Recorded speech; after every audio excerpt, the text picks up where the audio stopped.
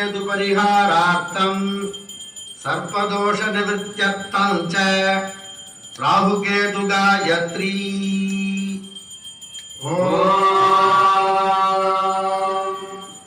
नागध्वजाय विद्महे पद्महस्ताय धीमहि तन्नो राहुः प्रचोदयात्।